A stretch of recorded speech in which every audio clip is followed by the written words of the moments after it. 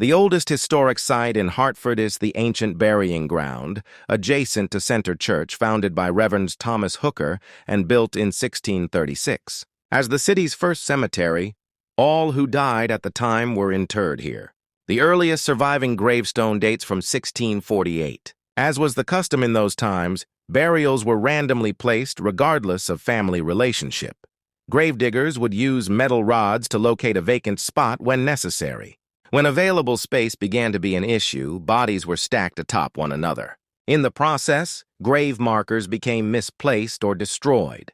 The burying ground became a crowded site of decay, with over 6,000 corpses in the cemetery.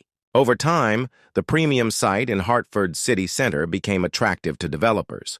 As early as 1712, a church meeting house was built on top of several grave sites. This was seen as an honor for those buried beneath, as the custom in England was to bury honored personalities within churches. By the 1890s, several structures had been built upon what was meant to be burial plots.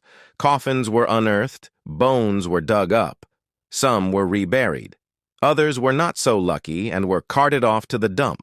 In general, the cemetery was not actively used for burials and became neglected. Gold Street was but a mere 16-foot wide alleyway lined in a slum. Efforts were made in the late 19th and 20th centuries to clean up the area, widen Gold Street, install an iron fence around the perimeter of the cemetery, and generally keep the area maintained. A popular site for gravestone rubbing, the burial ground is maintained by the Ancient Burying Ground Association, which has launched an ongoing restoration program to clean and preserve the remaining headstones and provides walking tours of the site. It offers a glimpse into the early days of Hartford as a 17th-century New England town.